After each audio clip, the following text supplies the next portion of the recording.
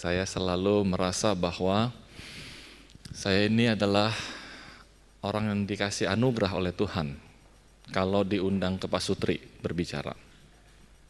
Kenapa itu selalu mengingatkan saya akan pergumulan, struggle pada mula-mula pernikahan dan sebagainya yang gak mungkin lah saya ini jadi pembicara pasutri seharusnya.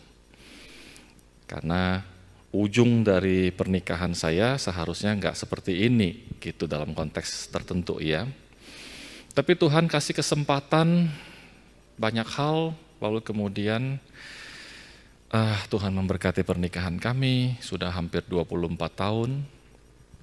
Dan setiap kali ada kesempatan untuk kumpul dengan teman-teman pasutri gitu, saya seperti diingatkan lagi bahwa pada akhirnya anugerahlah yang menang gitu. Pada akhirnya kemurahan Tuhanlah yang menang atas apapun. Bahkan kebodohan, kecerobohan. Bukan untuk maksudnya nanti setelah kalimat ini lalu boleh berbuat bodoh, boleh berbuat ceroboh seenaknya, bukan ya. Pada akhirnya kebodohan, kecerobohan, sembrono apapun, Tuhanlah tetap pemenang, anugerah tetap pemenang kalau kita kembali ke sana. Kenapa begitu nanti saya cerita. Tapi sebelum itu kita ingin berdoa sama-sama bersyukur. Jadi teman-teman saya ajak kita tuh mengingat ya.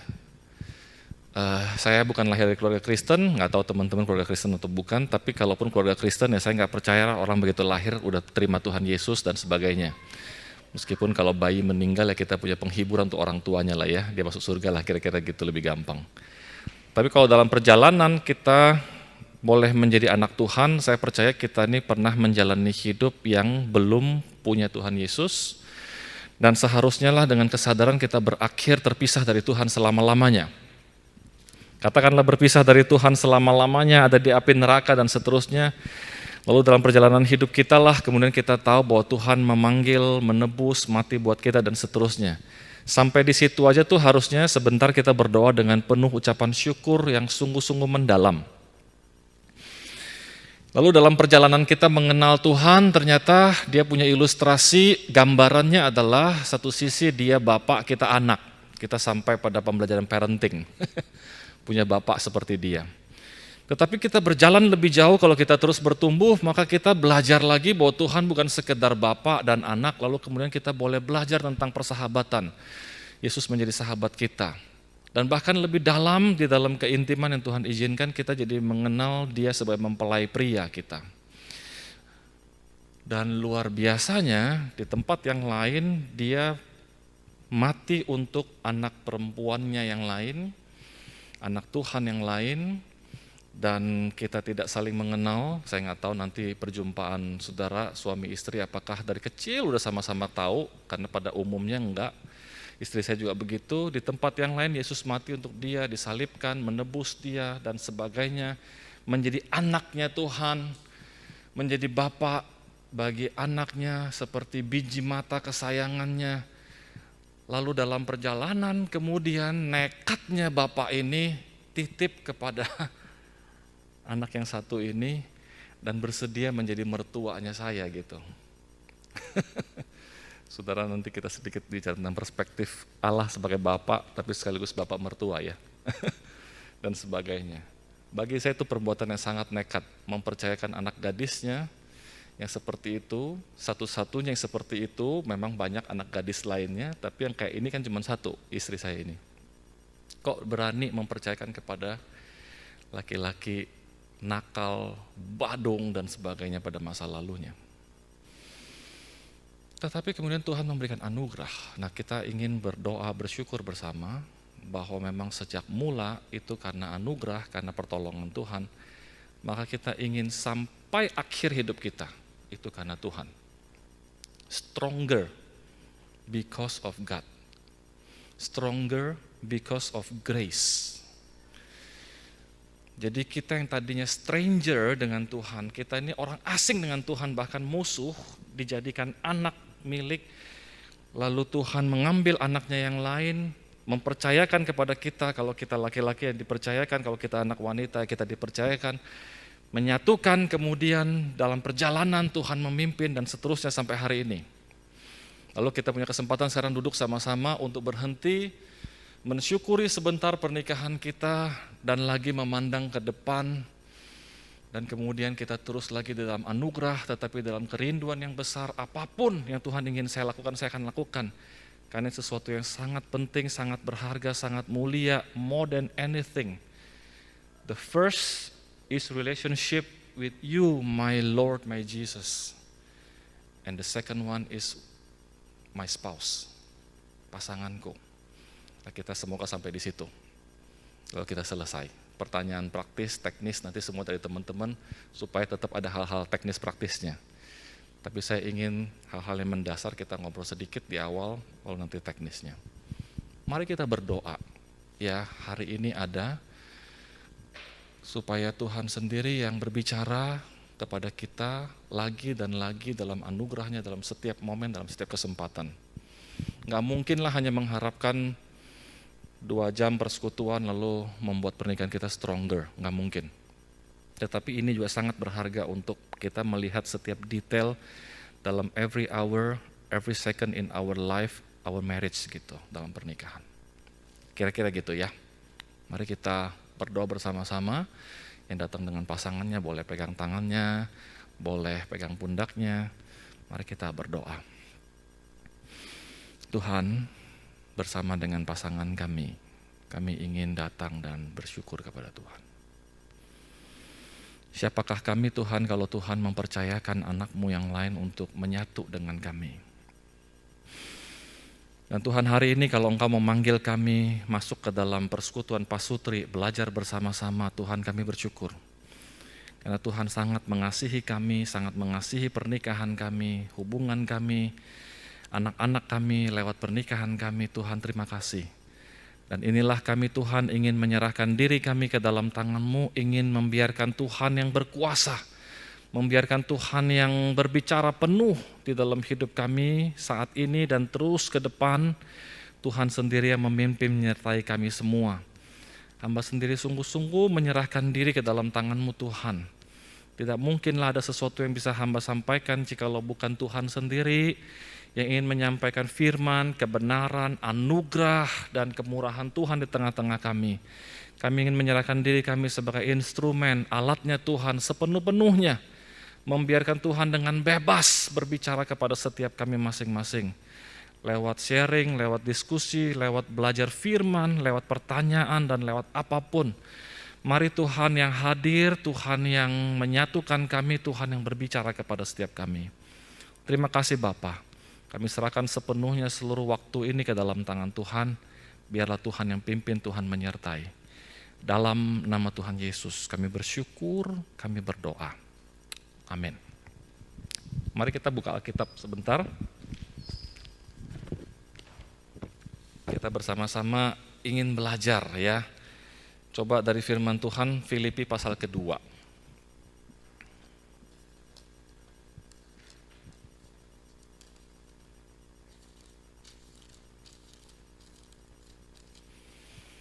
Filipi pasal yang kedua ayat 1 dan seterusnya.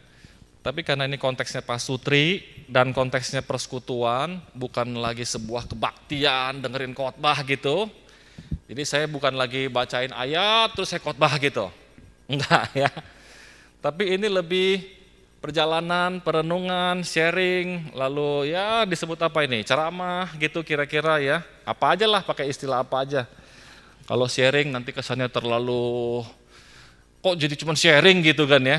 Tapi kalau khotbah kayaknya terlalu tinggi, saya nggak mau kalau pakai istilah khotbah ya.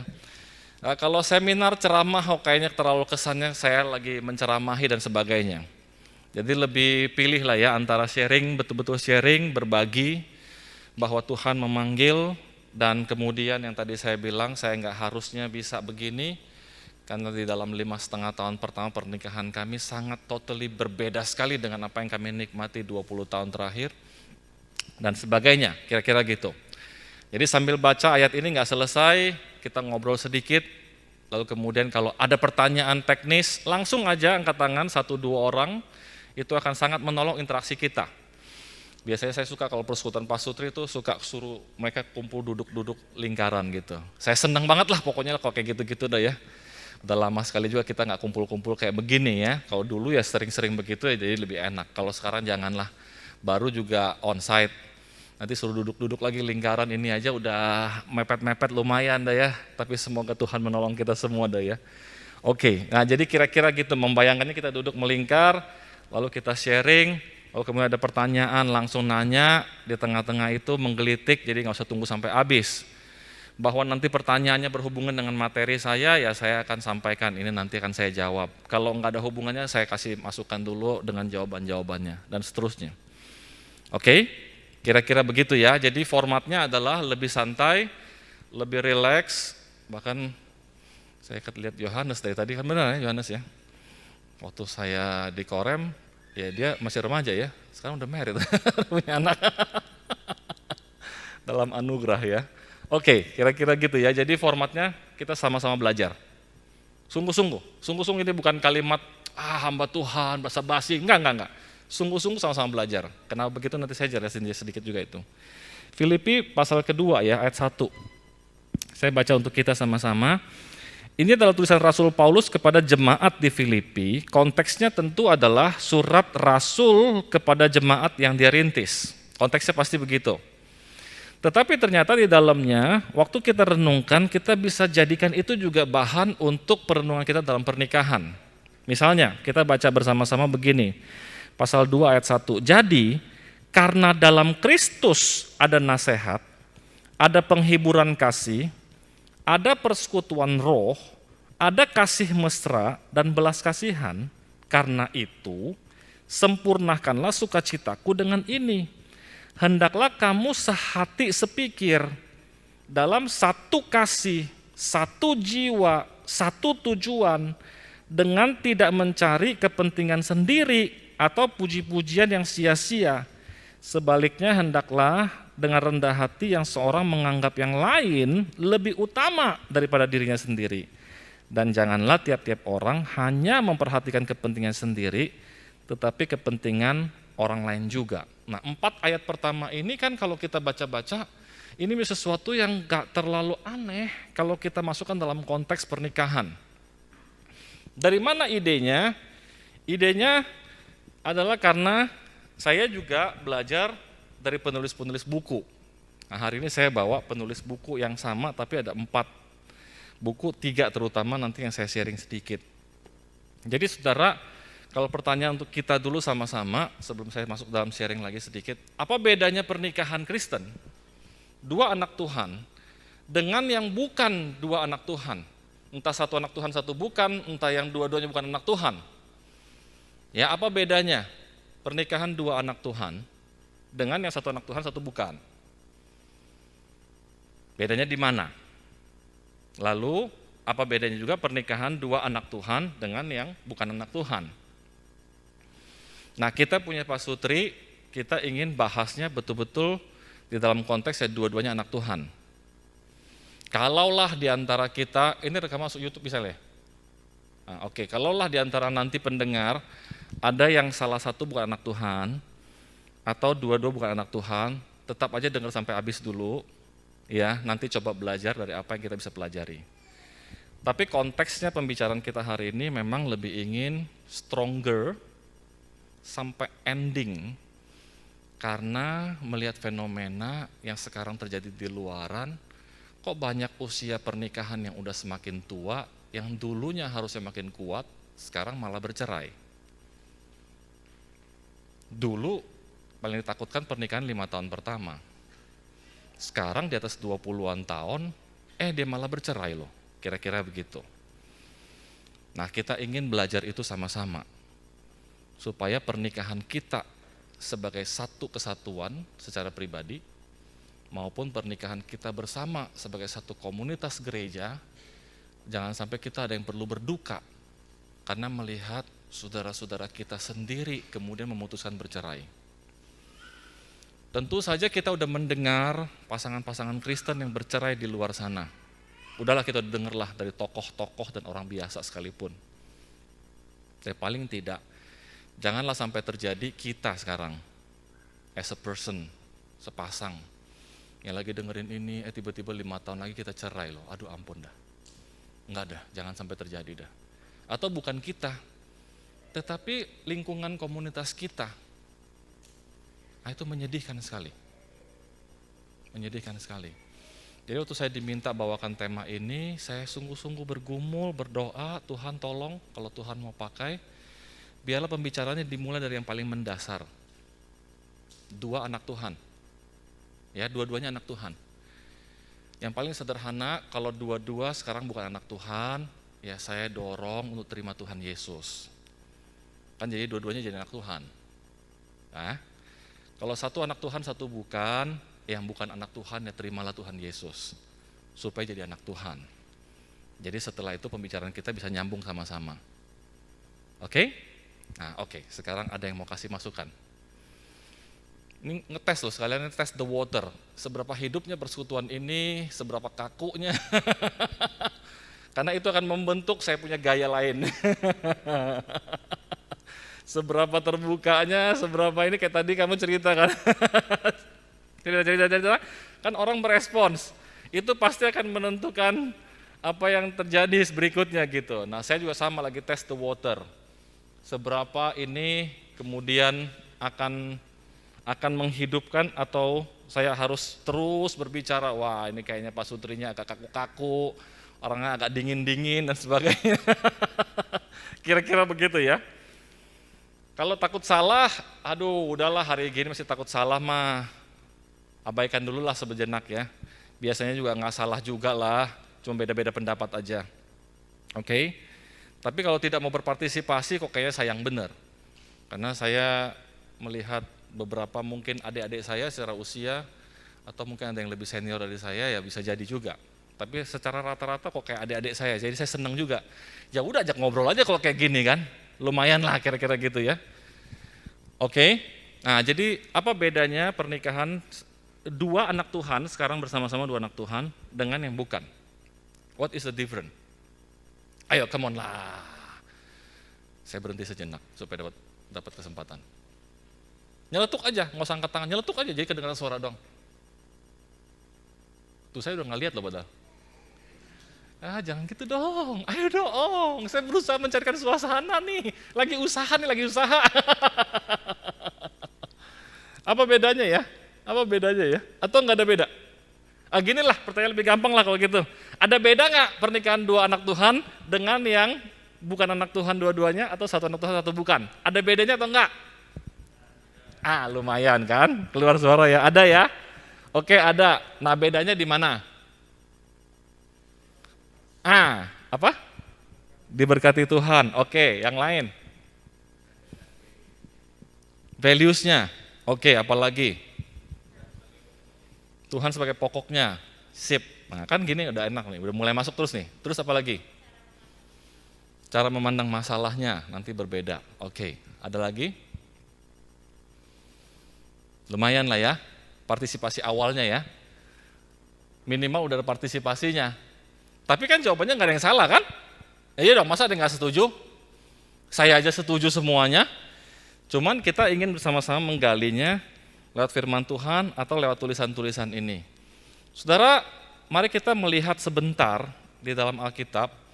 Pada mulanya yang merancang pernikahan. Ini pasti semua hampir sebagian besar udah tahu. Tapi kita buka sebentar di Kejadian ya.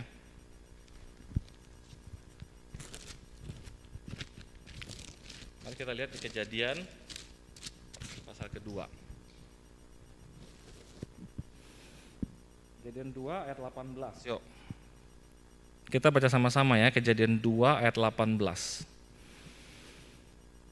Kalau udah ketemu Kejadian 2 ayat 18, 1, 2, 3.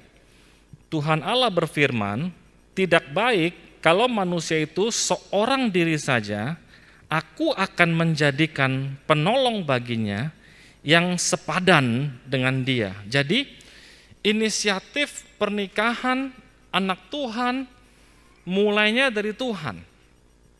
Jadi persis seperti dalam gambaran kita punya anak, kita ingin anak kita mendapatkan pasangan yang baik, lalu kita sungguh-sungguh mengarahkan dari awal.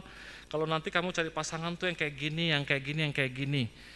Nah, Tuhan sejak mula punya ide bahwa manusia itu tidak baik seorang diri saja, dan Tuhan menjadikan seorang penolong yang sepadan bagi dia. Dan pada mula itulah kemudian Tuhan mempertemukan Adam dan Hawa, menjadi dasar dari kita melihat. Nah, apa tujuan dalam pernikahan ini? Dua anak Tuhan, tujuan foundation yang paling mendasar. Ini gede jadi hamba Tuhan kayaknya dia mau nih ya. Dia mau ikut ngomong soalnya kan, nggak apa-apa ya, enjoy aja, sungguh-sungguh. Saya nggak terganggu, semoga yang lain juga nggak terganggu. Inilah Pak Sutri ya, anak dia, anak kita juga, kira-kira begitu. Kalau kumpul-kumpul ya begitu ya gambarannya. Nah, terusin ya. Jadi, dua anak Tuhan, Tuhan sendirilah yang punya inisiatif untuk menyatukan. Nah, kenapa kok Tuhan mau mereka menjadi satu? Kenapa kok Tuhan nggak biarkan, Tuhan tidak inginkan mereka sendiri-sendiri? Sudah kita masuk dalam tujuan pernikahan sekarang. Apa tujuannya dan mengapa Tuhan menyatukan Adam dan Hawa pada masa itu? Dan gambarannya adalah mengapa sekarang Tuhan mempersatukan kita kok dengan pasangan kita, bukan dengan wanita-wanita lain yang ada di luar sana. Nama saya Angki, nama istri saya Devina. Kenapa kok Tuhan mempersatukan Angki dan Devina bukan wanita-wanita yang lain? Nah, saudara dan saya, apakah masuk ke dalam sebuah keyakinan bahwa pertemuan saya dengan Devina, saudara sebut nama sendiri, itu ada di dalam anugerah, di dalam rencana, di dalam kehendak Tuhan, bukan ketetapan ya, bukan nasib dan takdir ya, bahwa saya harus sama Devina. Kalau bukan bohot gitu. Enggak ya. Kita sepakati itu, beresin dulu doktrinnya. Enggak. Tapi jelas Tuhan waktu menginginkan, merencanakan, menghendaki, atau pakai istilah menyetujui, terserah lah yang mana ya. Kalau setuju ya saya proposal, Tuhan yang setuju. Kalau merencanakan, menghendaki, bisa pakai cara Tuhan gini gitu kan, menggiring-giring. Bagaimana cara ketemu begitu. Ya, sekali lagi bukan takdir ya, bukan takdir. Pokoknya kalau bukan dia nggak bisa sama yang lain, nggak begitu. Tapi Tuhan punya satu kriteria bahwa anak-anak Tuhan yang cocok untuk si Angki adalah ini. Nah, Tuhan juga pasti punya kriteria dong untuk yang cocok dengan Devina adalah ini. Nah, sekarang karena sudah terjadi fakta, maka Angki dan Devina sudah menikah, sudah hampir 24 tahun. Apakah saudara meyakini bahwa ini adalah yang terbaik di antara semua kemungkinan bahwa Tuhan tidak mungkin merancangkan second best kalau ada yang the best? Ini sungguh-sungguh ini masalah iman nih. Saudara percaya Tuhan Yesus satu-satu juru selamat kan? Pasti masuk surga nggak kalau percaya Tuhan Yesus? Coba tes. Yang percaya pasti masuk surga kalau percaya Tuhan Yesus? Kan jangan ada yang angkat tangan dong. Oke lah, pokoknya udah lumayan lah, hampir semua lah kira-kira gitu ya. Ini kan masalah iman. Terbukti belum? Belum, nanti aja waktu mati baru buktikan. Tapi kita percaya, iman dong. Faith ini namanya, belief. Satu keyakinan gitu. Nah sekarang saudara sedang menikah, bukan sedang, ya sudah menikah dan sedang hidup bersama dengan satu orang ini. Apakah kita meyakini bahwa Tuhan selalu merancangkan pernikahan dua anak Tuhan, itu pasti yang the best, tidak mungkin second best. Tuhan tidak mungkin merancang second best kalau ada yang the best yang dia bisa lakukan. Saudara yakin gak itu? Nah kalau yakin, lihat pasangannya, bilang sama dia, lu yakin gak? Gitu tanya dia. Lihat matanya, lu yakin gak? Gue yakin, lu gitu. Serius ini sungguhan, saya berhenti dulu. Pagi itu rekam, nggak apa-apa lah, rekam juga lagi, ini mereka lagi, kira-kira gitu ya. Ini sungguhan. Saya nggak ingin menjadikan kita punya pembahasan kering kerontang ya. Yang nggak datang pasangan, simpan dulu PR, nanti di rumah tanya. Tatap matanya, tadi tuh si pembicara gini-gini. Kalau Tuhan bisa merancangkan the best, dia nggak mungkin merancang second best kalau dia bisa membuat sesuatu yang the best. Lu percaya nggak? Kira-kira begitu. Nah, tanya, percaya nggak? Lihat ke pasangan yang lihat saya. Lihat ke pasangan. Lu percaya nggak? Percaya. Gue sih percaya, lu percaya nggak? Nah saudara, kalau kita percaya berarti kita masuk ke dalam bagian yang lebih mendalam. Kita percaya bahwa pernikahan kita adalah rencana terbaiknya Tuhan, kehendak terbaiknya Tuhan untuk kita secara pribadi. Jadi untuk si Angki, rencana Tuhan yang terbaik untuk si Angki pribadi adalah Devina, istrinya. Begitu kan bahasanya? Setuju ini ya? Saya setuju sekali loh soalnya. Bukan karena saya pembicara, bukan. Karena 5,5 tahun yang lalu, 5,5 tahun pertama pernikahan kami, saya agak susah jawab ini. Serius? Saya menikah tuh 5 Desember 1998. Nanti ada momentum April 2004. 5,5 tahun. Nah, April 2004 itulah yang mengubahkan banyak hal. Yang bisa membuat saya kalau diundang jadi pembicara Pak Sutri itu selalu terharu, merasa diri itu nggak pernah pantas, nggak pernah layak dan sebagainya. Karena seperti diingatkan bahwa pernikahan kami itu diselamatkan di dalam anugerah gitu. Pada mula dulu saya seperti diselamatkan dari lumpur dosa menikmati Tuhan Yesus sebagai Tuhan dan Juru Selamat waktu saya pribadi. Jadi tadinya harusnya mati masuk neraka, sekarang jadi mati masuk surga. Confirm lah itu mah, sudah beres. 1 Januari 92 tapi itu. Lalu dalam pernikahan 5 Desember 98, saya mana tahu Tuhan nekat sekali kasih percaya anak perempuannya. Saya pikir saya bisa aja dong, udahlah, udah jadi hamba Tuhan, udah bisa lah, belagu bener lah kira-kira gitu. Gak pernah belajar sungguh-sungguh. Ternyata 5,5 tahun banyak malapetaka kalau gak ditolong oleh Tuhan. Banyak sedang menciptakan neraka saat itu dan neraka masa depan gitu. Sungguh-sungguh. Banyak sekali mengalami neraka pada masa itu dan neraka masa depan yang sedang diciptakan. Kalau tidak dikasih kesempatan satu kali momentum penebusan. Jadi bagi saya April 2004 adalah seperti sebuah penebusan, salvation, anugerah, keselamatan dalam hal pernikahan ya. Ini bukan tentang masuk surga, masuk neraka ya.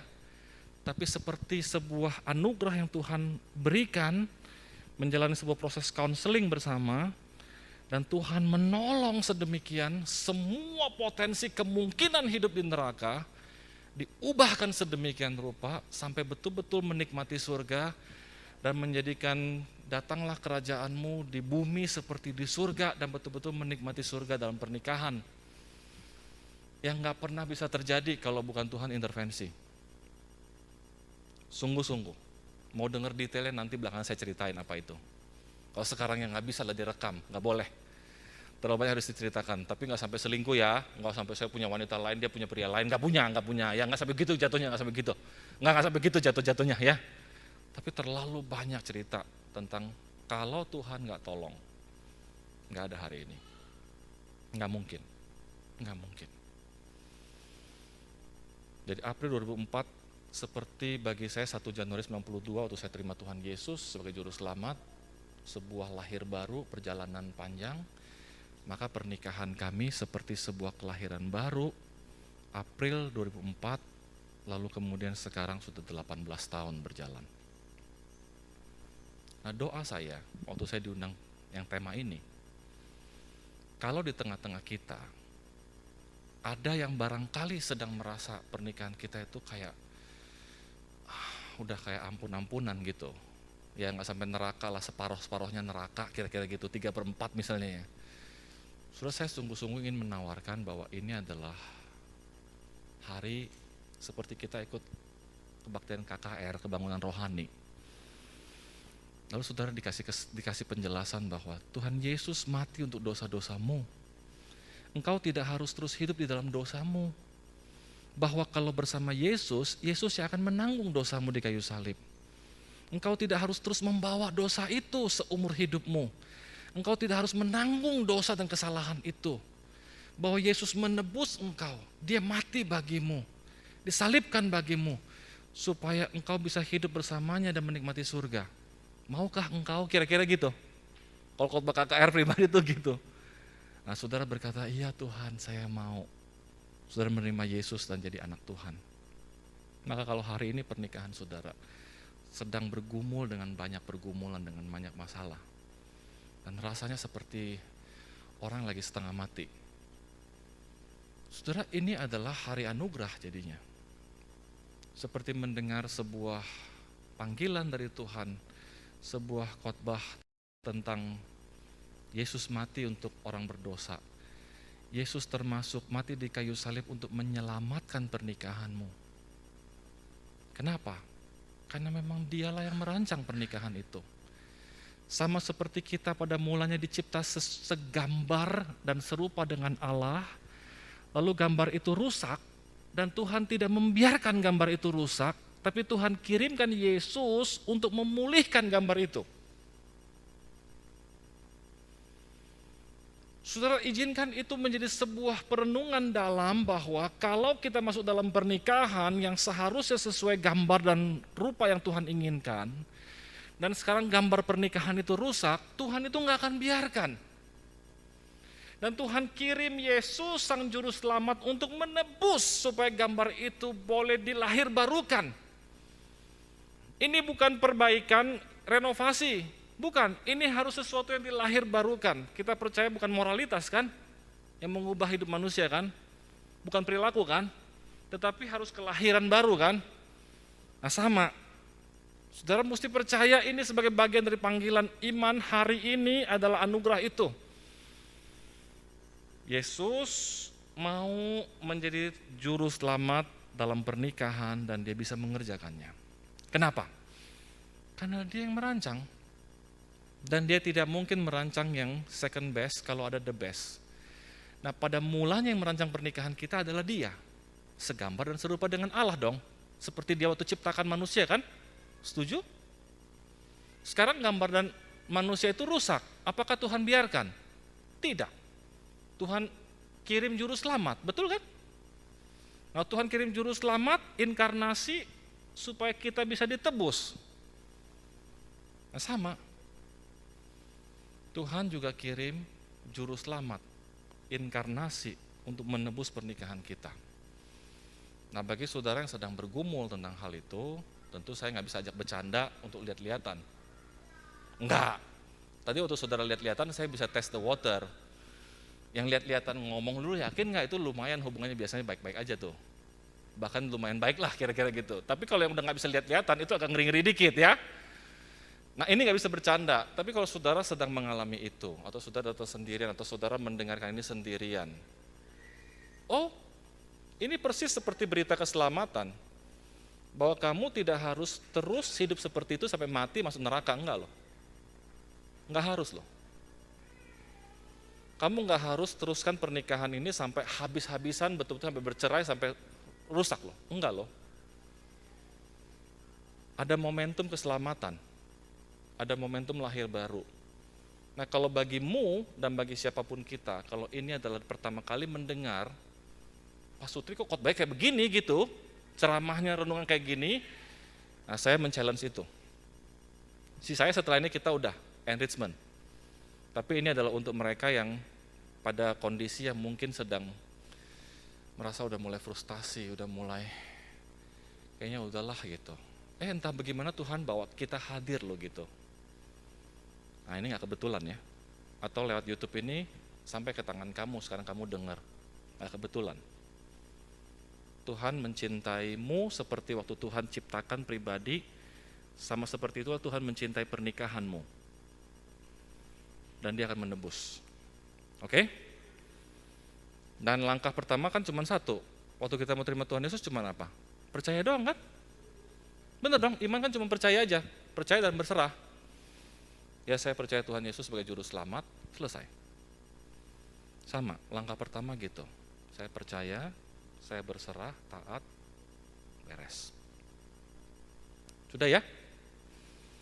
Ini benar-benar tahap yang paling awal untuk mereka yang pernikahannya sedang diambang kehancuran, kerusakan, jangan menyerah.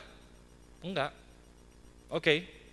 Nah kalau sudah, sekarang masuk ke tahap berikutnya. Nah ini udah enrichment, banyak hal ngobrol-ngobrol santai. Karena kalau udah gambaran enrichment itu kan seperti anak Tuhan, rajin ke gereja, ada kelompok kecil, ada KTB. Kan bentuknya lebih growing dong, growing, fruitful, oke?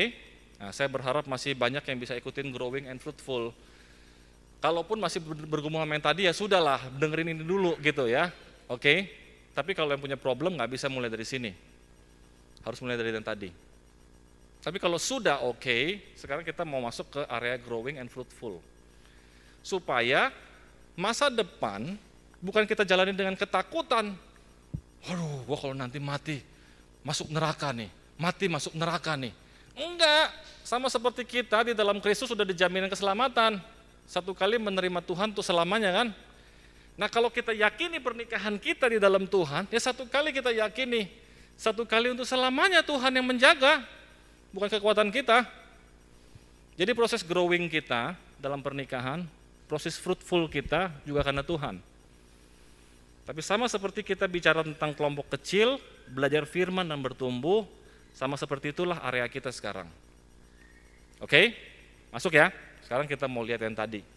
Yuk, yang Filipi tadi, lalu setelah ini silakan pertanyaan pendek. Siapkan pertanyaannya. Karena saya sedikit aja bahas ini. Ini tentang growing, fruitful, bisa panjang dan lebar, dan bentuknya lebih cocok di kelompok kecil, dan diskusi, atau kita ngobrol-ngobrol untuk mentoring, coaching gitu. Saudara, lihat ya, ayat firman Tuhan bilang begini. Jadi, karena dalam Kristus, saudara kalau kita percaya pernikahan kita terjadi di dalam Kristus, maka tanyakan dalam pernikahan kita, apakah dalam pernikahan kita ada nasihat? Atau sepasang suami istri tidak bisa lagi saling menasehati? Itu ditanyakan sungguh-sungguh secara pribadi sekarang. Renungkan pernikahan kita, apakah masih ada nasihat di antara kita? Atau kalau yang satu ngomong nasihat, udah pasti yang satu ngambek. Jadi yang satu berhenti nasehatin. Atau yang kasih nasihat bentuknya sok tahu. Jadi yang bikin yang lain jadi ngambek. Isinya benar, caranya salah. Berikutnya. Ada penghiburan kasih. Masih adakah dalam pernikahan kita ketika salah satu pasangan kita ini sedang dalam keadaan bergumul, maka pasangannya sedang memberikan dia penghiburan kasih. Nah, kata penghiburan kasih itu comfort provided by love. Saudara, ini kata-kata yang sangat kuat sekali kalau saudara baca buku yang ini, Lifelong Love. Penulisnya sama Gary Thomas. Pada mulanya saya kenal Gary Thomas tuh buku yang ini, Sacred Marriage. Test the water ya. Siapa yang udah baca buku Sacred Marriage? Oh oke. Siapa yang tahu buku Sacred Marriage? Nggak usah baca, ada pokoknya tahu aja. Yang tahu lumayan banyak. Apakah saudara tahu setelah Gary Thomas tulis buku ini, maka Gary Thomas juga tulis buku Lifelong Love. Tahu nggak? Bukan baca ya, tahu. Nggak tahu. Apakah saudara juga tahu setelah itu Gary Thomas tulis lagi buku tentang Cherish? Nggak tahu juga. Nah ini yang sayang. Kenapa? Karena kalau baca bukunya Gary Thomas tentang Sacred Marriage doang, ini nih cuma sekedar seperti orang yang terus berusaha bertahan dalam pernikahan. Apapun yang terjadi, Tuhan ingin menguduskan hidup kita dalam pernikahan. Gitu. Kekudusan Allah lebih penting daripada pernikahan itu sendiri dan sebagainya. Ini udah bagus untuk mereka yang bertahan, yang setengah mati. Yang berjuang, bacalah buku ini, maka Anda pasti bebas dari perceraian. Kira-kira gitu. Oke? Ngerti gak? Minimal begitu dulu nih, ini ngomong belak-belakan nih. Jika Anda sudah hampir di ambang perceraian, sudah setengah mati, dan tak sanggup lagi hidup bersamanya, bacalah buku ini. Hayatilah, maka Anda akan mulai menyadari untuk apa Tuhan merancang pernikahan. Kan lumayan dong, terselamatkan dari perceraian. Udah lumayan kan? Nah, tapi itu masih melahirkan pernikahan yang kesian, karena cuma bertahan dalam pernikahan. hanya bertahan. Padahal pernikahan bukan dirancang supaya kita bertahan di dalamnya. Sama seperti kita terima Tuhan Yesus. Masa kita sampai hari ini jadi Kristen cuman bertahan gak mau pindah agama? Enggak kan? Rugi dong. Kita kan ingin mengalami keintiman, keindahan bersama Yesus dong. Nah, muncullah 2 buku. Gary Thomas bertobat juga. Bahkan Gary Thomas pun bertobat, kira-kira gitu. Serius, karena pada mulai dia keluarin buku ini banyak yang protes. Kok begitu sih gitu? Padahal buku ini banyak menyelamatkan pernikahan, termasuk pernikahan saya. Sungguhan. Buku spiritualitas yang mendalam. Saya ketemu Gary Thomas bukan buku pernikahan. Buku mulanya tuh Seeking the Face of God, mencari wajah Allah. Buku klasik yang kuno lah kira-kira gitu. Tapi dia tulis buku pernikahan loh, ada nama istrinya Lisa di situ. Wah, saya baru tahu ini orang. Ternyata ada sacred marriage loh gitu. Ada pernikahan yang kudus loh. Nah jadi kalau mereka yang sedang bergumul setengah mati dalam pernikahan ini dulu. Tapi saudara udah mulai nih, enggak Pak, saya ini udah bukan lagi bergumul dalam pernikahan, saya mau membangun pernikahan, mau nikmati, mau keindahan gitu loh. Gitu kok, gitu kan, mau growing dong. Mau fruitful dong. Nah, saudara baca 2 buku ini. Sungguhan, saya pakai kalimat begini. Kalau Gary Thomas nonton rekamannya juga nggak apa-apa. Bahkan Gary Thomas pun bertobat. Dia tulis buku tentang lifelong love sama cherish. Wah, saudara. Ini yang kalau saya mau bicarakan, nggak bakal habis-habis. Benar-benar nggak bakal habis-habis. Nah nanti belakangan dia tulis 1 buku lagi bukan tentang pernikahan, itu lebih lucu lagi. Dia bahas tentang toxic people. Gary Thomas benar-benar bertobat benar-benar deh itu mah. Dahsyat itu. Nah sekarang kita masuk dulu ke sini sebentar. Saudara, pertanyaannya adalah apakah dalam pernikahan kita masih ada penghiburan kasih? Comfort provided by love. Lalu ya, apakah dalam pernikahan kita, apa tuh kalimat ketiga tuh? Jadi karena ke dalam Kristus ada apa? Ada nasihat, ada penghiburan kasih, ada apa? Persekutuan roh. Apa yang membedakan pernikahan Kristen dengan bukan 2 orang Kristen menyatu? Bedanya, saya punya Roh Kudus, dia nggak punya kalau dia bukan anak Tuhan. Nggak punya. Apalagi 2-2 bukan anak Tuhan. Udahlah kita nggak bisa bicara itu. Maka kalau saya bawakannya di kelas premarital ya. Yang ini udah marital, udahlah, udah terjadi kan itu. Yang premarital saya cuma tanya begini, mertua kamu nungguin kamu di sorga atau nungguin kamu di neraka? Saudara, dunia ini nggak ada netral. Kalau bukan anak Tuhan, pasti anak setan. Mau dibilang kasar, terserah, tapi teologinya begitu, nggak ada anak netral. Bukan anak Tuhan, tapi bukan anak setan, terus anak siapa? Coba jawab saya. Kalau bukan anak Tuhan, bukan anak iblis, dia anak siapa? Anak bapak emaknya, udahlah jangan bercanda. Anak siapa coba? Nggak ada pilihan, kalau dia nggak masuk surga, masuk neraka. Emang ada pilihan lain apa? Saudara punya pilihan lain nggak kalau orang mati masuk surga atau neraka? Terus ada pilihan apa? Nah, silakan dah kalau mau bercanda, saya nggak ketemu bercandaannya. Alkitab tulis dengan jelas. Yang anak Tuhan, dia bilang begini, jikalau engkau menerima Kristus, engkau diberi kuasa untuk memanggil dia sebagai Bapa, anak Allah. Di bagian yang lain, Alkitab tulis juga, iblis adalah bapakmu, karena dia bapak segala pendusta. Jadi dulu sebelum saya terima Yesus, bapak saya siapa? Setan. Enggak ada pilihan lain, saudara kasih saya pilihan lain, enggak ada yang netral. Kalau kita masih punya konsep netral, dibodohi oleh dunia ini dan iblis. Enggak ada doktrin yang netral begitu, enggak ada. Cuman karena mau belak-belakan apa enggak doang. Menghormati semua agama dan sebagainya lah ya. Tapi kalau kita mau jujur secara doktrin, enggak ada. Semua manusia terlahir di dalam dosa. Upah dosa ialah maut. Itu kan gambarannya Iblis. Anak setan, anak iblis. Nah sekarang kita, Bapa di surga kirim anaknya yang tunggal untuk tebus kita. Hidup menyatu dengan kita jadi anak Tuhan. Nah ini sekali lagi kalau di premarital ya.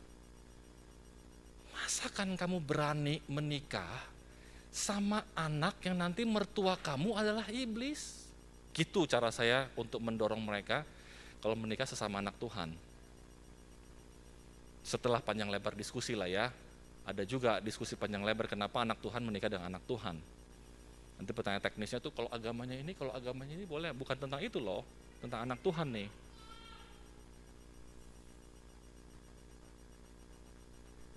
Saudara yakin gak itu? Bahwa kita berdua, kalau meninggalkan dunia ini, dua-dua akan di surga, tidak saling kenal. Tapi sama-sama penghuni surgawi. Dan kita dikasih kesempatan untuk menyatu di dunia ini, sebelum nanti di surga kita jadi pribadi yang tidak saling kenal. Nikmatilah saat-saat bersama yang bisa saling kenal. Sebelum satu hari kita tidak lagi saling mengenal karena kita saling mengasihi semua penghuni surga dan pemilik surga. Sama nggak doktrinnya? Di surga tidak saling mengenal, kalau enggak nanti dua mojok gitu. Si Angke sama Devina di surga mojok, siapa lo? Gue suami istri, nggak bisa, saudara doktrinnya nggak ada begitu. Jadi, lewat buku Lifelong Love sama Cherish, saudara kalimat pendeknya gini, kamu mau menikmati waktu yang indah dalam pernikahan? Kalau iya, ya cuma di dunia. Kata siapa di sorga semuanya ajaib dan indah. Ada juga keindahan dan keajaiban di bumi yang di sorga nggak bisa dinikmati. Namanya keintiman pernikahan. Hubungan seksualitas yang kudus. Kamu hubungan seks sama siapa di surga? Gak boleh ya, banyak anak kecil ya, dia gak ngerti kali lah. Betul, coba renungkan, ini semua kalimat Gary Thomas yang menjadi inspirasi. Nanti di surga, kamu mau having sex sama siapa? Enggak ada. Sedangkan having sex adalah sebuah keindahan yang Tuhan berikan, yang waktu kita having sex, Tuhan hadir di sana memberkati. Nah ini panjang lagi tentang ketelanjangan. Telanjang tapi tidak malu. Kita ngomong begini agak malu-malu. Lalu Tuhan kalau lihatin kita having sex gimana? Sambil malu-malu gitu. Atau dia melihat dengan sukacita. Kan jadi panjang ya. Kita lagi hubungan seks, Tuhan melihat dalam keindahan, atau kayak nonton pornografi gitu. Nah kalau kita punya pikiran begitu selama ini, jangan-jangan kita yang terjebak pornografi. Meskipun kita belum bisa sampai bilang, wah gila Tuhan melihat laki-laki itu memegang payudaranya, mencium pipinya, Tuhan bergairah, Tuhan enggak juga begitulah. Tapi apakah Tuhan tidak senang melihat dua orang yang memang dia tahu ini terbaik, sedang berbagi tubuh yang tidak ada tubuh lain mengotori di dalamnya, dan sedang menikmati penyatuan, bukan hanya penyatuan hati, emosi, perasaan, tapi penyatuan fisik yang sesungguh-sungguhnya fisik. Seperti yang Tuhan rancangkan pada mulanya alat kelamin laki-laki seperti itu dan wanita seperti itu supaya betul-betul bisa menyatukan. Ini panjang lagi kalau diskusi. Tapi kita percaya sedemikian Tuhan untuk rancang gak asal-asalan. Alat kelamin laki-laki perempuan itu seperti itulah bentuknya supaya betul-betul bisa menyatu keintiman seksualiti. Tuhan hadir dan menikmati sukacita dan kemuliaan Tuhan dinyatakan di dalam having sex seperti itu. Dan itu hanya bisa dinikmati di dunia. Sorga gak bisa.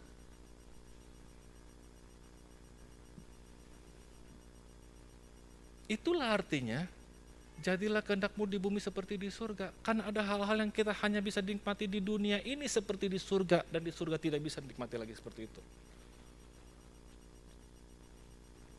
Saudara membayangkan pernikahan seindah apa? Saudara membayangkan pernikahan Kristen seperti apa? Dan cerita ini gak mungkin membuat kita ingin berpisah sampai masa tua. Rugilah.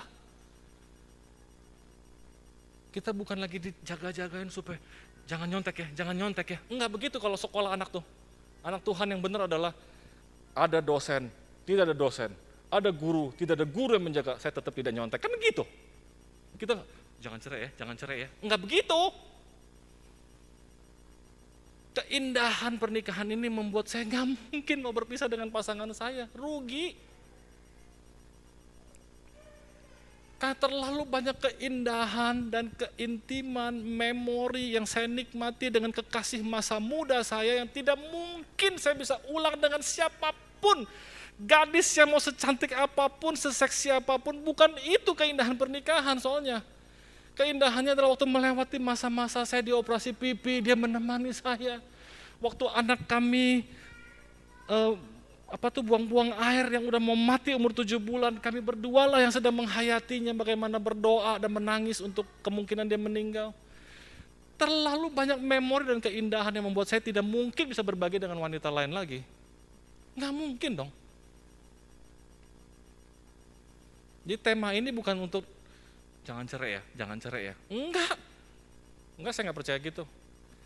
Saya percaya waktu siapin ini lebih ke arah waktu kita sungguh-sungguh bisa menghayati kedalaman ini. Ini masih banyak yang harus dibicarakan, tapi saya udah berhenti di sini aja.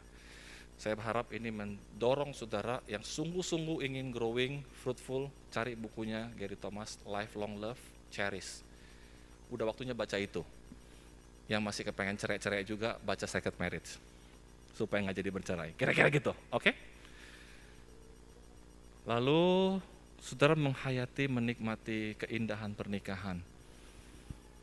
Dengan siapa saya bisa mengakhiri hidup saya kalau bukan dengan Kristus Tuhan dan pasangan yang dia percayakan. Because in my life, my best friend, best of the best friend is Jesus Christ. And after Jesus, you are my best friend. Saya tidak punya lagi sahabat terbaik selain kamu. Saya punya banyak sahabat, tapi tidak ada sahabat terbaik selain kamu. My wife is my best friend is my wife. Bisa ngomong begitu nggak? Ini mesti tutup mata nih kalau kayak gini nih. Jangan lihat-lihatan ya, jangan di depan umum ya. Tapi kalau yang bisa ngomong sekarang, saya kasih waktu beberapa detik, pegang tangannya. Gila bener. Ini pembicara nantangin gue loh. Gue ambil tantangannya. Lo sahabat terbaik gue. Sahabat terbaik gue adalah lo. Gue pengen ini terus sampai akhir hidup.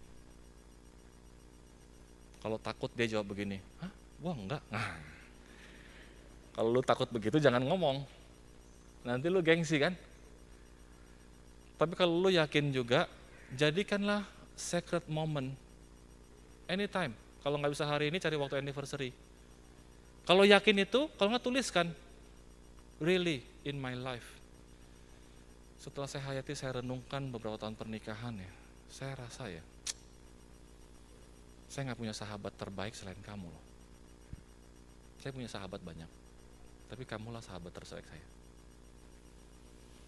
Sahabat terbaikku adalah kamu adalah sahabat terbaikku. Lalu kalau dia juga reply, iya.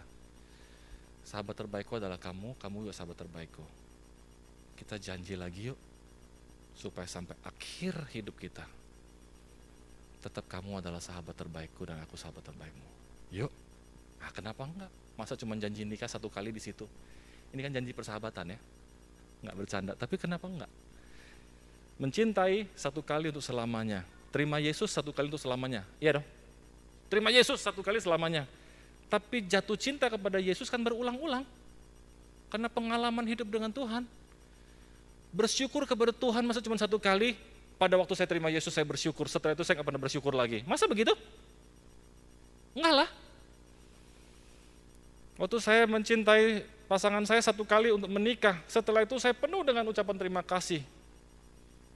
Ya itu dia. Penuh dengan jatuh cinta ulang dan ulang lagi.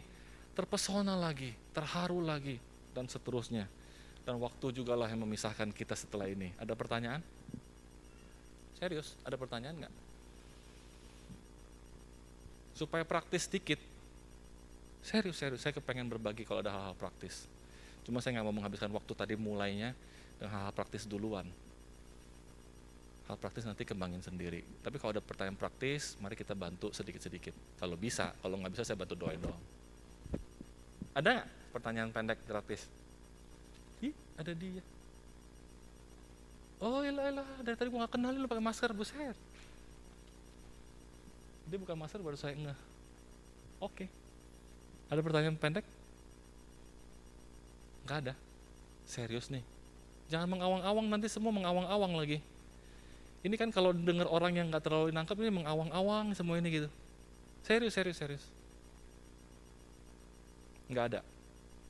Oh, Pak Ki, kalau suami dan istri itu udah terlanjur saling melukai sehingga begitu dalam gitu ya, sehingga jangankan untuk bilang seperti itu ya, ketemu aja udah nggak mau gitu. Nah itu gimana Pak Ki? Maksudnya aplikasinya kalau kita bicara? Ya kita bicara dua-duanya anak Tuhan ya. Iya. Thank you. Pertanyaan itulah yang mengingatkan saya 5,5 tahun yang lalu. Ya saya ini udah hampir-hampir pada posisi begini, agak nyesel ya merit ya gitu. Serius. Kira-kira begitulah. Ya kan ke situ arah pertanyaannya ya. Lalu muncul buku ini, tapi satu hal yang luar biasa adalah Tuhan izinkan kami counseling. Entah lewat peristiwa apa, saya punya ceritanya tapi terlalu detail kalau saya ceritain, nggak mau. Tapi Tuhan merancang peristiwa tertentu, lalu kami punya kesempatan counseling. Nah counseling itu sangat menolong. Belakangan hari, sekarang 10 tahun terakhir barangkali ya, tadi saya bilang growing and fruitful ya. Semoga Tuhan pakai hidup kami pernikahan bukan cuma growing lagi tapi fruitful. Kami menolong beberapa pasangan lewat counseling. Jadi untuk pasangan yang begitu saling melukai, tidak bisalah berbicara lagi berdua karena butuh orang lain yang menolong. Nah saya percaya satu doktrin inkarnasi ya, inkarnasi Yesus. Kan Yesus datang ke dalam dunia mengambil rupa seorang manusia. Yohanes pasal 1 tuh lebih dalam kalimatnya lagi, firman itu menjadi daging, gitu kira-kira bahasa aslinya. Jadi firman Tuhan itu bentuknya daging. Nah Allah adalah kasih itu dalam bentuk daging gitu. Kalimatnya lebih pendek, saya percaya waktu Tuhan nanti mau mencintai kita, mengasihi kita, menyelamatkan pernikahan kita, bisa jadi Tuhan tuh kirim daging, maksudnya manusia. Yang di dalamnya, tentu kalau kita pakai istilah inkarnasi nggak boleh, pakai tanda petik jadi boleh dong. Tanda petik, anggaplah saya inkarnasi Yesus, anggaplah. Nah lalu Tuhan kirim untuk menolong. Nah konselor yang baik, seringkali berguna untuk itu. Satu. Harus siapa yang mulai, suami atau istri, mulai dari yang paling kepengen selamatin pernikahannya. Pernikahanku adalah segala-galanya bagiku, maka kalau dia nggak mau, saya tetap mau. Dia nggak mau selamatin lagi pernikahan, saya tetap mau. Nah maka dari dialah yang pertama kali cari pertolongan. Kalau dua-duanya ya syukur, terima kasih Tuhan. Tapi kalau nggak mulai dari satu, saya pernah menolong yang mulai dari satu orang dulu. Udah, nggak mau ketemu konselor, malu, gengsi, masa ceritain hidup, ceritain aib dan sebagainya. Aduh, harga diri kebanyakan deh, gitu. Pernikahan kamu lebih mulia daripada harga dirimu lah, gitu. Tetap nggak bisa juga.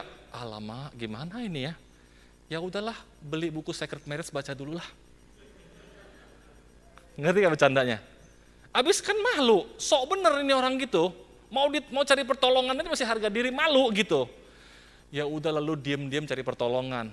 Apa? Saya pertama rekomendasi pasti bukunya Gary Thomas Sacred Marriage. Mungkin Tuhan kasih saya kesempatan baca ada beberapa puluhan buku lah pernikahan. Ya mungkin lah ya, nggak adalah kira-kira, harusnya adalah, banyak lah pokoknya ada. Tapi saya percaya resep pertama, kalau saya kuliah kedokteran dari semua ilmu obat yang pernah saya baca, resep pertama kalau udah masalah melukai, udah mau give up, udah mau nyerah, kayaknya udahlah bercerai, tunggu, boleh nggak gini? Lu baca buku ini dulu sebelum bercerai. Habis baca buku ini tetap mau bercerai, ya udah.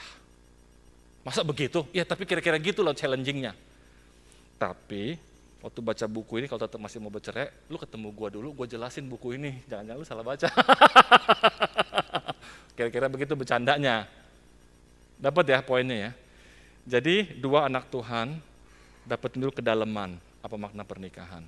Dia nggak dengar yang kayak gini. Jadi kan dia nggak dapetin kedalaman kemuliaan, keajaiban, nggak punya rasa terharunya gitu. Seperti orang terima Yesus tuh nggak punya terharunya gitu. Nah dia dapat itu dulu. Nggak dapat juga semua itu ya, bohot juga kan ya.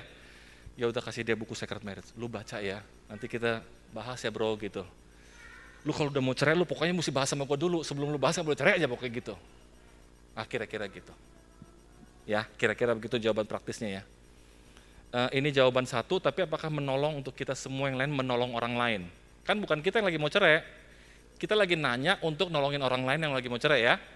Ya kira-kira gitu. Udah dapat belum? Bisa nggak jadi kunci jawaban bersama? Thank you ya. Oke. Yang lain kalau bukan pertanyaan, statement lah. Pernyataan, pengulangan yang tadi, bagi saya poin intinya ini yang paling saya hayati. Kalau mau makan McDonald paling enak Big Mac. Hah? Kapan saya ngomong itu? Gitu.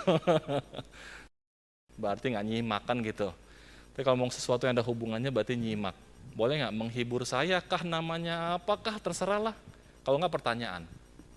Yuk, pengurus putuskan kapan saya harus berhenti. Kalau nggak, saya nggak berhenti nanti loh. Nggak bercanda. Ada pertanyaan lain? Silakan. Pak, kalau ada pernikahan ya, salah satu pasangan tuh udah nggak mau mempertahankan lah, pokoknya udah mau cerai lah. Yang satu tapi mau mempertahankan nih, jadi konsepnya dia pokoknya nggak boleh cerai. Kalau pandangan dari Bapak gimana? Apakah kita never ending dan berharap Tuhan memberikan anugerahnya sehingga yang satu akan berbalik pikirannya dan oke deh gue coba memperbaiki gitu, atau ya udahlah kalian cerai aja atau seperti apa? Oke, thank you. Nah, dari buku itulah kemudian saya seperti ditemplak-templak. Serius. Anugerahnya adalah saya nggak pernah ingin bercerai, istri saya juga nggak pengen. Kira-kira begitulah ya. Sampai pengen bercerai juga enggak lah mungkin ya. Ini mungkin agak sedikit ekstrim lah ya, tapi nggak sampai gitu banget mungkin enggak juga. Tapi sama kalimatnya kepada yang pertama. Kalau kita berdua, dia udah menyerah, saya belum. Maka sayalah yang akan dipakai Tuhan membuat mujizat. You know something gitu ya. Waktu sesuatu bisa terjadi sebagaimana mestinya, itu bukan mujizat. Itu mah hukum alam. Kalau lu goreng telur mata sapi, terus jadinya kayak begitu, itu hukum alam lah. Kalau lu goreng telur mata sapi, terus jadinya jadi 4 telur mata sapi, itu namanya mujizat. Loh ini 5.000 orang gak bisa makan, Tuhan Yesus kelaparan suruh pergi cari makan gitu loh. Break. Sesinya break, waktu istirahat makan, 1 jam rehat gitu. Yesus bilang, enggak kamu kasih dia makan. Lama, gimana cara kasih makannya? Yesus mulai dengan kalimat pendek sekali. Kamu punya apa? Saya bahkan gak punya apa-apa, tapi ada 1 orang anak punya 5 roti, 2 ikan. Ini kalimat Tuhan Yesus, saya terjemahkan dalam bahasa saya ya. Mari kita mulai dari situ. Mari kita mulai dari apa yang ada. Enggak usah tunggu sampai 5.000 roti, 2.000 ikan baru kasih makan orang. Mari kita mulai dari apa yang ada. Dari pernikahan kamu ini, kamu punya apa? Saya nggak punya apa-apa Tuhan, selain saya nggak kepengen bercerai. Saya nggak punya apa-apa lagi selain saya nggak mau nyerah ya Tuhan. Izinkan saya tidak menyerah dalam pernikahan ini dengan air mata, tangisan, kadang-kadang teriakan, gitu. Sungguhan ini, kalau orang yang udah frustasi itu mesti sampai begitu, kalau cuma nggak mau cerai, Allah masih belagu doang. Demi harga diri lah, demi apalah, enggak. Demi nama baik lah, enggak. Itu kalau pertahankan demi itu, sebenarnya juga nyerah. Ini betul-betul sebuah keyakinan, this is too precious, ini terlalu berharga, nggak mau Tuhan, saya nggak mau. Saya nggak punya apa-apa selain saya punya kerinduan, keinginan, dan permohonan, bahkan seperti pengemis sekalipun, mohon Tuhan saya tidak mau bercerai. Maka dengarlah bisikan Tuhan yang berkata, mari kita mulai dari situ. Nah kalau boleh aplikasi praktis dalam seluruh hidup kita ya, di tengah-tengah pandemi yang lagi ngalamin kesulitan apapun, nggak usah tunggu modal sampai 500 juta baru mulai bisnis. Kalau punya 5 juta dan udah bohot, mulai dari situ. Tapi bedanya adalah, kata Tuhan Yesus, mana 5 roti dan 2 ikannya? Serahkan ke dalam tangan yang tepat. Maka yang ada seperti itu bisa menjadi sesuatu yang sangat berbeda dampaknya. Mulailah dari situ dan serahkan pada tangan yang tepat dan jadilah pembuat mujizat, maka orang lain akan menjadi penonton mujizat dan penikmat mujizat. Seandainya boleh mengulang cerita dan peristiwa masa lalu, kalau sayalah yang dipakai Tuhan untuk jadi pembuat mujizat, saya mau.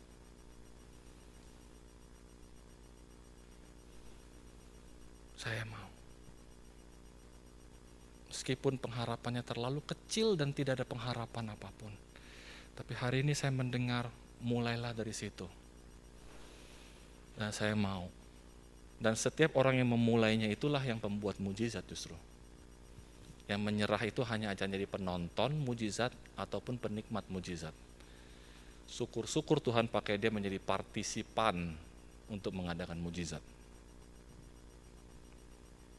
Nah, apakah pasti terjadi atau tidak? Saya tidak tahu. Tetapi mulailah dari orang itu. Cari konselor, jawaban teknis sama lagi. Ceritakan padanya, konselor yang baik ya, semoga dapat yang baik. Kalau enggak cari Pak Mario aja lah. Dia konselor yang sangat baik kok. Sungguh-sungguh. Highly recommended dari saya pribadi. Ini serius. Paling tidak saudara bersyukur Mario ditempatkan di sini sebagai pelayanan pasutri. Serius, kalau nggak percaya nanti silakan. Bener-bener lah kalau itu. Udah ya, balik lagi. Cari konselor, sharing. Nah memang kalau cari sahabat atau yang lebih sepadan, sejajar umurnya tuh kadang-kadang cuma muter-muter nggak ada jalan keluar. Apalagi nanti nasihatnya dia enggak, janganlah, rugi. Nah kalau sampai udah nggak mau sama sekali, mendingan baca buku Secret Marriage lah. Kira-kira gitu bercandanya. Tapi ini serius, bercanda yang serius ya. Nah baru habis itu masih tetap juga dia mau nyerah akhirnya. Boleh nggak diskusi dulu sama saya? Lu baca apa sih, kok bisa sih? Gue baca buku itu nggak mau, bukan cuma nggak mau nyerah, gue jadi mau bahkan dipakai Tuhan nolong orang yang nyerah. Dan hari ini Tuhan pakai hidup kami, ya puji Tuhan. Nggak tahu juga sih, nggak pernah nyangka.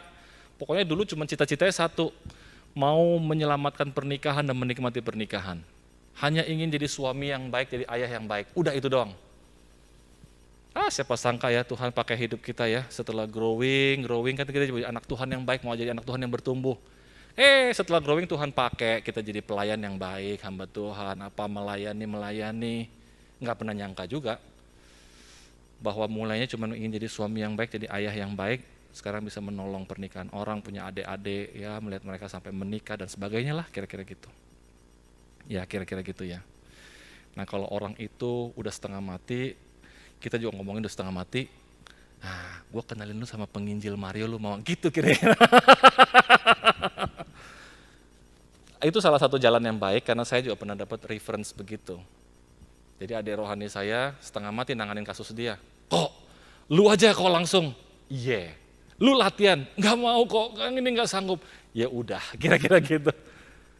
Ya, tapi di atas semuanya percayalah anugerah Tuhan pasti menang. Itu sih kalimat udah nggak usah diulang-ulang.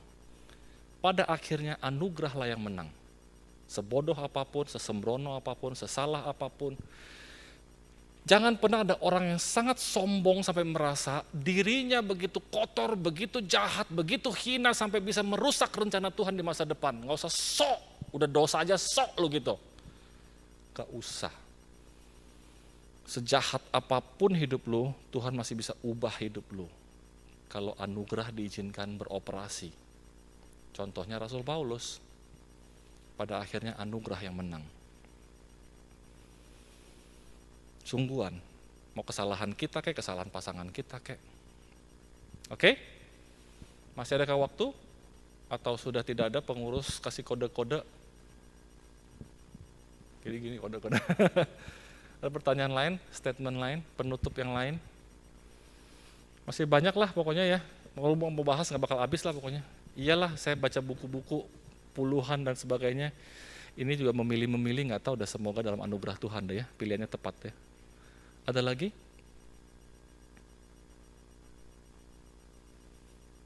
Kalau nggak ada, kalau benar-benar nggak ada nih, karena saya mau pakai penutup 2-3 menit, sesuatu yang menutup closingnya.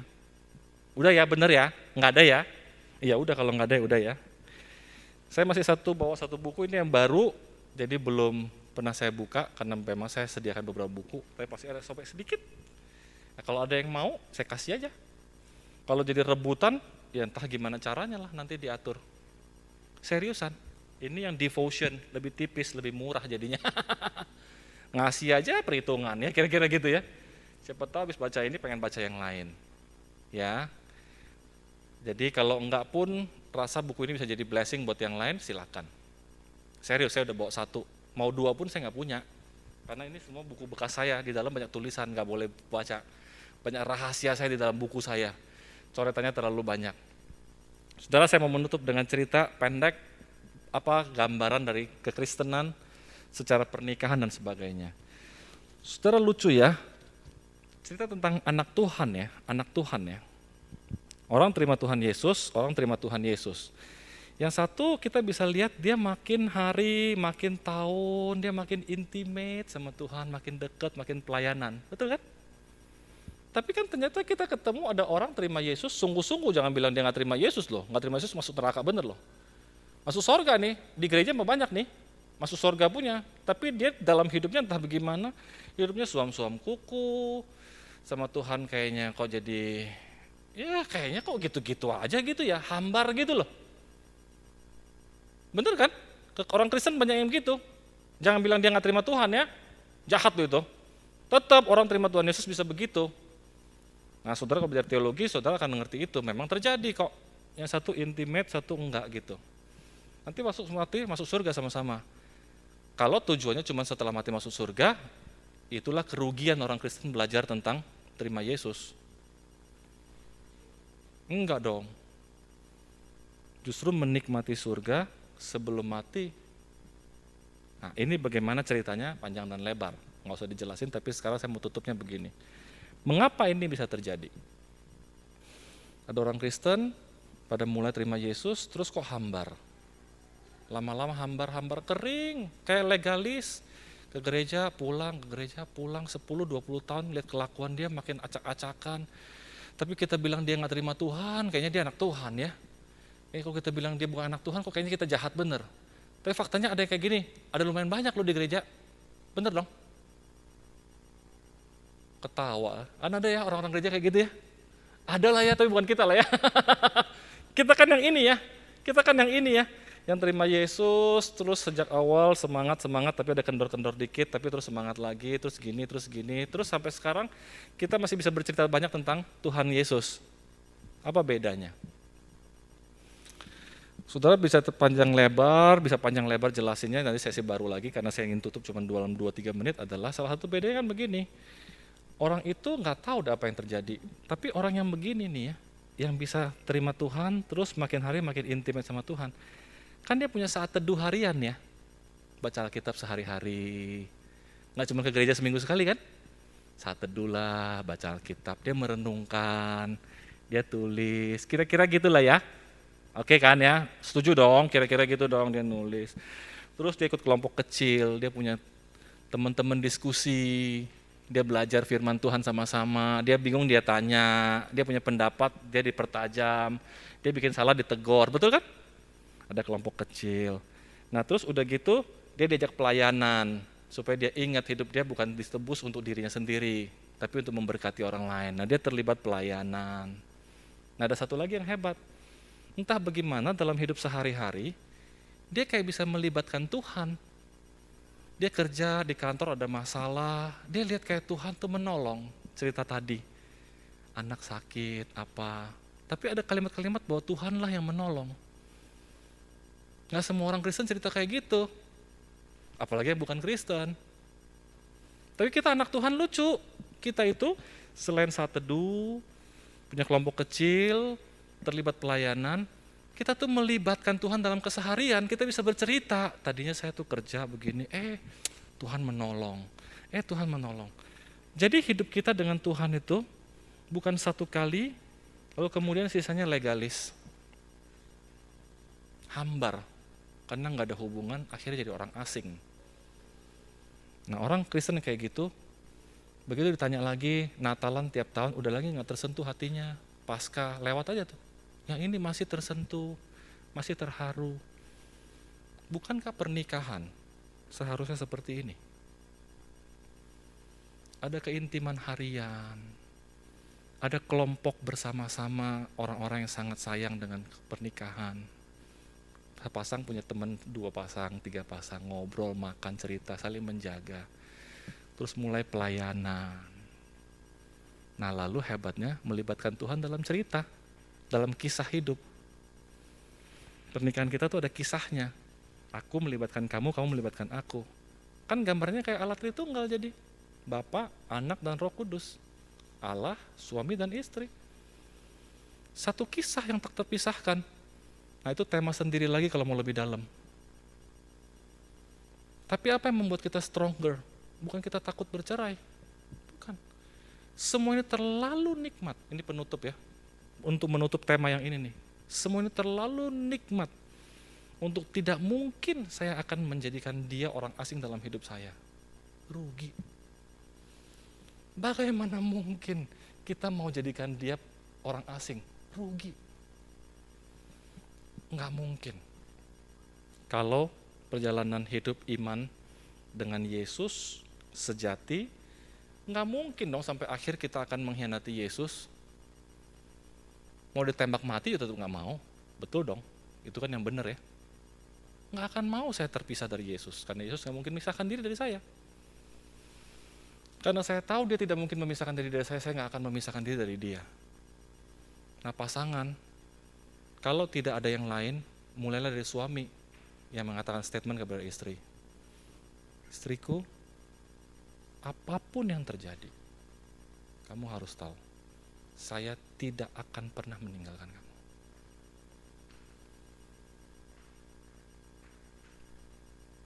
Dan kalau kamu lupa, saya akan ulangi lagi kalimat ini beberapa waktu kemudian. Istriku, kamu harus tahu, saya tidak akan pernah meninggalkan kamu apapun yang terjadi. Nah, ulangilah kalimat itu dengan ketulusan dan kedalaman, khususnya dikala istri pasangan kita sedang dalam keadaan sangat butuh. Tentu saja istri juga bisa melakukan kepada sang suami. Nah, mari kita menikmati sampai tua. Growing old and mature together. Sampai salah satu betul-betul meninggal.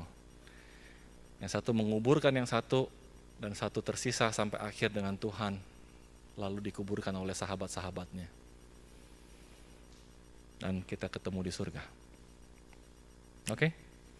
Terima kasih untuk hari ini. Ada banyak hal yang kita belum diskusikan. Semoga Tuhan menolong kita. Lebih dari segalanya, anugerah, kemurahan Tuhan, firman, dan sebagainya. Kita berdoa ya. Tuhan, pembicaraan kami ini datangnya dari Tuhan. Maka biarlah Tuhan yang meneruskan, melanjutkan dengan karya cara Tuhan masing-masing unik. Setiap pasangan butuh bahasa Tuhan yang unik. Maka Tuhan teruskanlah berbahasa dengan unik dengan keluarga pernikahan kami masing-masing. Dan Tuhan berkatilah satu pasang demi satu pasang. Berkati juga persekutuan pasutri seperti ini di gereja kami ini ya Tuhan. Dan kami rindu Tuhanlah yang memimpin, menolong sepenuh-penuhnya. Tuhan memberkati. Terima kasih Bapak. Dalam nama Tuhan Yesus kami bersyukur, kami berdoa. Amin.